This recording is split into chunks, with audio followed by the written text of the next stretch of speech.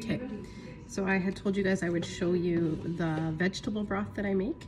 So I start off with a 1-inch piece of ginger. I don't peel it or anything, I just put it in.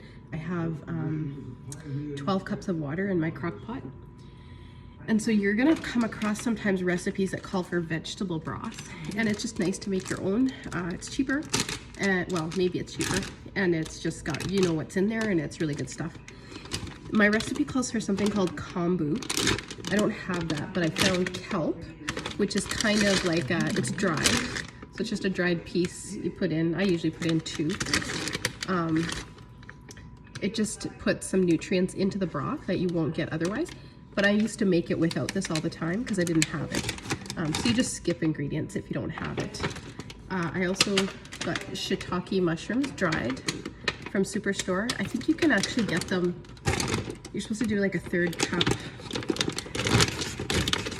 And there's no exact measurements, I don't think, for this, but I think you can actually get them where they're already like chopped and dehydrated, but I didn't know that, so I've got this big giant one and I just keep it in a Ziploc, or it's in a Ziploc bag.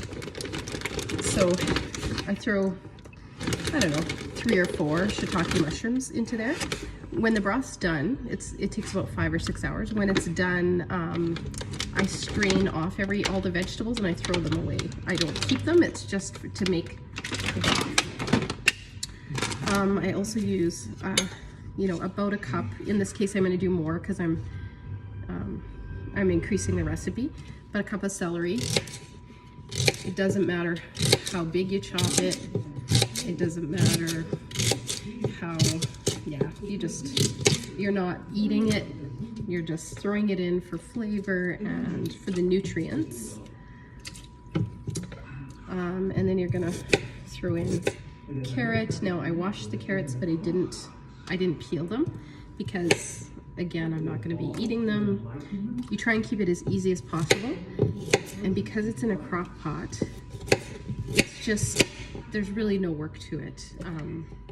It feels like work because it's the 5 hours, you got to let it go, but you throw it in there, you let it go, and then I freeze my broth after. Because I've had too much of it sit in the fridge and go bad. So I just freeze it, and when I need it, I take it out. So I'm making a bigger batch than normal today, so I don't have to make it as often.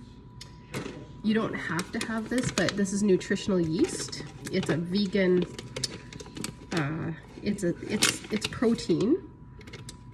I don't know, and it's vegan friendly, that's what I should say. But it's got some good nutrients in there too.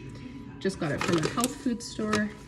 When I first started making this, I also didn't have the nutritional yeast, so I didn't use it. Just over time, I gathered ingredients, and because, like when I got the shiitake mushrooms and the kelp, there's so much in here, it lasts forever. I can make batch after batch after batch. And then I've got some turmeric. Now the reason that I like this broth is that everything I'm putting in here, turmeric, shiitake mushrooms, the seaweed, the carrots, the celery, it's all anti-inflammatory. It's good for your gut. I got it out of a cookbook from Gut Fiber Fueled. I do put olive oil in there. Now the other thing that's supposed to go in here is tamari. It's gluten-free soy sauce. I'm not going to use it this time around because for our plan, we're supposed to eliminate soy, overly processed soy. I don't know about soy sauce or tamari, so I'm just gonna skip it. But anyway, that's how I make my vegetable broth.